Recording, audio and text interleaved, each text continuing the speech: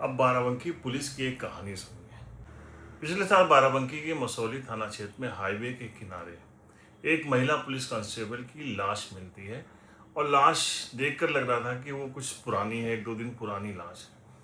वो महिला कांस्टेबल तैनात थी बाराबंकी के सूबेहा थाना क्षेत्र में।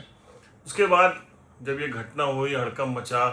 आईजी जोन प्रवीण कुमार साहब थे, वो भी घटनास्थल पर पहुंचे। पुलिस ने लंबी मंत्रणा की, पूरा एक वो जोन बना दिया था, वहाँ मीडिया कर्मियों को भी नहीं जाने दिया गया था। फिर जब पुलिस ने अपनी तहरीर बनाई, वो क्या करते हैं कि पुलिस की जो कहानी होती है वो हमेशा मिक्स होती है, थोड़ा उनका टेक्निकल अपने हिसाब से वो करते हैं। लेकिन उस मामले में जब पुलिस ने उसका खुलासा किया तो उसमें एक हरदोई जनपद में तैनात था एक पुलिस कांस्टेबल, उसको गिरफ्तार किया और बताया कि ये इसी ने उसका मर्डर किया था। इन दोनों का प्रेम प्रसंग चल रहा था। शादी से बचने के लिए उसने पूरी योजना बनाई। वो हरदोई से आया एक पेपर देने के बहाने और फिर बाराबंकी में चक्कर लगाता हुआ घूमता हुआ पहुंचा और महिला कांस्टेबल की हत्या की। इसको घटनास्थल का निरीक्षण किया गया, जो फॉरेंसिक एविडेंस है वो कलेक्ट किए गए हैं और उस बेसिस पर खासतौर से जो हमारे डिफरेंट फुटेजेस और सारी चीज़ें वो भी हम लोग इसको ले रहे हैं। प्रथम दृष्टया ये किसी खास मोटिव से किया जाने वाला मर्डर प्रतीत हो रहा है। इतना तय है कि जो अभी तक की एविडेंस मिली है, इनके एक परिचित आरक्षी इसके साथ आपस में संवाद था, बातचीत थी। फिर उसके पश्चात एक रेप का मुकदमा लिखा गया और उसके पश्चात उस रेप के मुकदमे के क्रम में 164 के स्टेटमेंट में उसको उन्होंने क्लीन चिट ये कह करके दी कि हमारे आपस में संबंध हो गया है। अब हम लोगों ने कोर्ट मैरिज भी कर ली। क्या टीम लगी हुई है और टीम का उसको हिरासत में लेने के लिए भेजा गया है। आप सभी लोगों को अवगत कराना है, कल दिनांक 30/7/2025 को थाना मसौली क्षेत्र के हाईवे पे ही खेत में एक लेडी कांस्टेबल जिसका नाम विमलेश पाल था, जो हमारे थाना सूबेहा में पोस्टेड थी, उसकी डेड बॉडी मिली थी, जिसको हम लोगों ने पोस्टमार्टम हेतु और बाकी चीज़ों के लिए हॉस्पिटल भेजा था। इस क्रम में आप सभी लोगों को अवगत कराना है कि आज इस घटना का हमारी टीम ने सफल अनावरण किया है, जिसमें एक कांस्टेबल जिसका नाम है इंद्रेश, इसको हम लोगों ने अरेस्ट किया है आज। और इसमें जो पूरी पूछताछ हुई है, पूरी जो जानकारी हुई है, उसमें ये घटनाक्रम सामने आया है, जिसमें ये जो दोनों लोग हैं, जो लेडी कांस्टेबल और ये जो जिसने घटना कारित की है इंद्रेश, इन दोनों ने पिछले साल कोर्ट में शादी करी थी। इसमें विमलेश ने पिछले साल इस पर बलात्कार का मुकदमा लिखवाया था। उसके बाद इन दोनों ने कोर्ट मैरिज कर ली थी और वो बलात्कार के मुकदमे में क्लोजर रिपोर्ट लगी थी। लेकिन शादी करने के बावजूद भी ये इसको पत्नी की तरह साथ नहीं रख रहा था और जो ये लेडी कांस्टेबल थी, इसका ग्रीवांस ये था कि मुझे पत्नी की तरह ही साथ में रखो और प्रॉपर सारा फंक्शन वगैरह हम लोगों का होना चाहिए। इसी को लेके ये परेशान रहता था, क्योंकि ये इसको पत्नी के तौर पे नहीं रखना चाहता था। और इसी क्रम में इसने ये प्लानिंग करी कि इसको कैसे मार दिया जाए, क्योंकि ये यहाँ पहले भी पोस्टेड रहा है।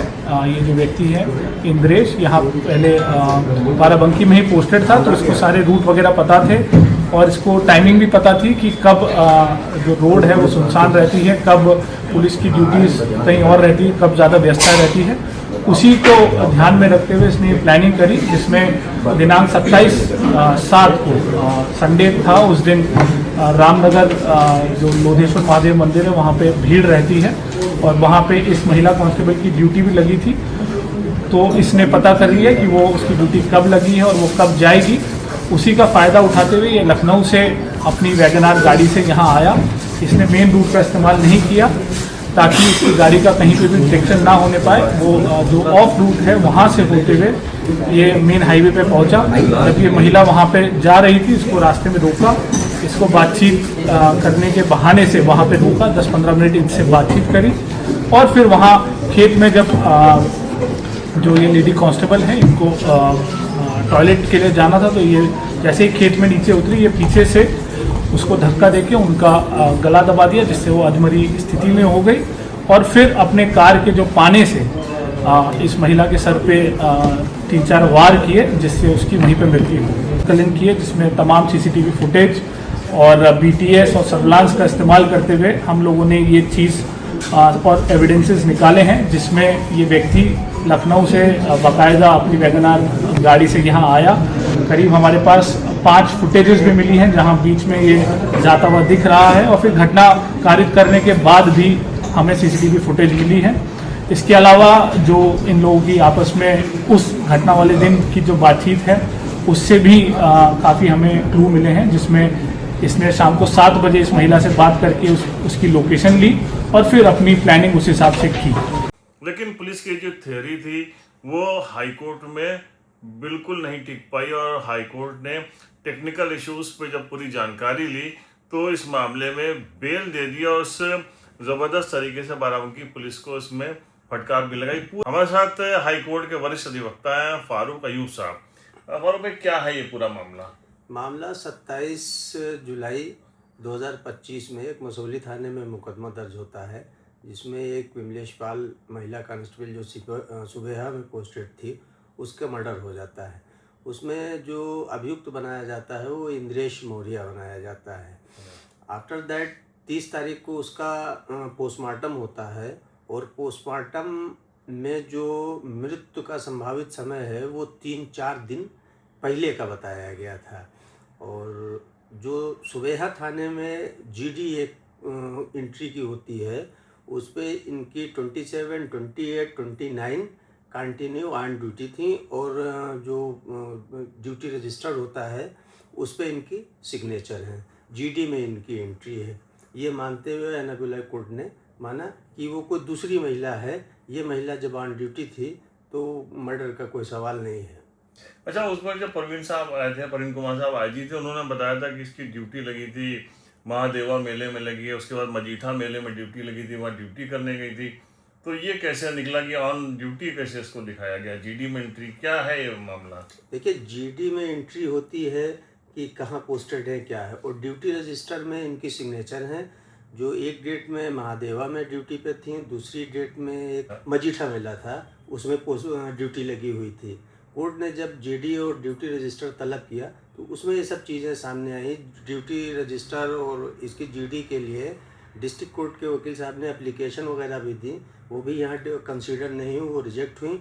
उसको माननीय उच्च न्यायालय खंडपीठ लखनऊ ने उस बात को भी कंसीडर किया कि आप इनकी जीडी और ड्यूटी रजिस्टर क्यों नहीं मंगाते हैं, जब इनका शुरू से आखिर तक यही है कि वो ऑन ड्यूटी थी, वो महिला नहीं है जिसकी डेड बॉडी पोस्टमार्टम हुआ है और 3-4 दिन पहले का मामला बताया जा रहा है। तब कोर्ट ने तलब की, तब उस पर सब मामला सामने आया। लेकिन इस मामले में पुलिस ने एक पूरा लोकेशन ट्रेस की थी, सीसीटीवी फुटेज निकाले थे कि वो हरदोई से आया, लखनऊ आया, अपने रिलेशन में रुका, फिर उसने रास्ता बदला, मोबाइल लखनऊ में छोड़े।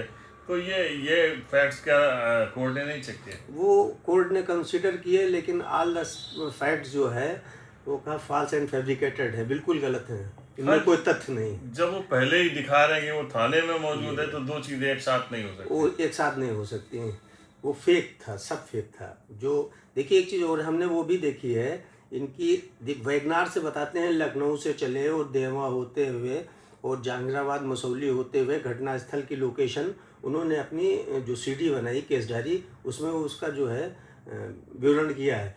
लेकिन वो कोर्ट ने माना कि जब वो ऑन ड्यूटी थी तो कैसे मर्डर हुआ, और उस वैगनार का न तो नंबर था, न किसी आदमी ने ये बताया कि जो गाड़ी चला रहा था मुझे लग रहा है या वो शक है, इस तरह की कोई बात नहीं। सिर्फ वैगनार तो बहुत कॉमन सी चीज़ें हैं, अब हर 5 मिनट में आप सीसी फुटेज पे देखेंगे एक वैगनार वाइट कलर की मिल जाएगी। कहीं से कोई नंबर नहीं आया, न तो किसी ने बताया कि ये चलाने वाला शायद वो हो। तो कोर्ट ने आगे इनसे एविडेंस मांगे, इस पूरी उसको ही रिजेक्ट किया, क्या हुआ है? नहीं, कोर्ट ने ये जीडी और रजिस्टर सर्विस रजिस्टर तलब किया, उसको कंसीडर करते हुए बेल ग्रांट की, और प्रोसिक्यूशन स्टोरी बिल्कुल फेक बताई कि गलत है, सब प्रोसिक्यूशन स्टोरी है। कोर्ट ने माना कि ये डेड बॉडी ज़्यादा से ज़्यादा 27 को हो सकती है, क्योंकि उस डेड बॉडी में जो है माइगोट्स एक कीड़ा टाइप का होता है जो 72 आवर्स से, ऐसे मान लें कि 3 दिन के बाद वो बॉडी में अपने आप उत्पन्न हो जाए, तो उस बॉडी में वो कीड़े जो है उत्पन्न हो गए थे। इसे माना जाता है कि ये 72 आवर्स एबव की डेथ है। अच्छा, एक तरफ तो सही है, हम ये जानने की सिर्फ कोशिश करें कि एक तरफ महिला वही है, कांस्टेबल वही है, उसकी डेड बॉडी मिलती है, फिर उसको ये क्या कोर्ट नहीं मानता कि उसी महिला की डेड बॉडी, उसी पुलिसकर्मी की डेड बॉडी? वो कैसे मान लेगी? ऑन रिकॉर्ड क्या है आपके पास? ऑन रिकॉर्ड तो ड्यूटी और सर्विस रजिस्टर है ना, ड्यूटी रजिस्टर। आप ड्यूटी लगा रहे हैं हर जगह, 29 तक वो सर्विस में है, नौकरी कर रही है। वो जो पोस्टमार्टम 30 को हो रहा है, और काफ़ी करेक्शन भी हैं। हमने तो पूरी केस डायरी पढ़ी हुई है, जो पंचनामा बनाया गया उसमें टाइम काटा गया है, चेंज किया गया है। उन चीज़ों को भी कोर्ट ने कंसीडर किया कि आपने टाइम कैसे एक बार डाला, दोबारा काट के चेंज कर दिया। ज़्यादातर केसेस में क्या होता है कि पुलिस जब भी वर्कआउट करती है तो घटना स्थल और कुछ चीज़ें वो अपने हिसाब से चेंज करती है। वही पुराना घिसा पिटा पैटर्न है, वो अपनी मतलब 80% सच मान लिया जाए तो 20% झूठ ज़रूर शामिल करती है, कहा जाता है। तो पुलिस यहाँ पर अपनी ऐसी एक थ्योरी में फंस गई है और अपनी ही कहानी में, मतलब जीडी में आप कुछ दिखा रहे हो, जो पुलिस की तरफ से एफआईआर दर्ज कराई जा रही है उसमें कुछ है, और कोर्ट में इसीलिए मामला नहीं टिक पाया और जिसको आरोपी बनाया गया था आज उसको जमानत मिल गई। तो पॉलीग्राफ के लिए परवेज है।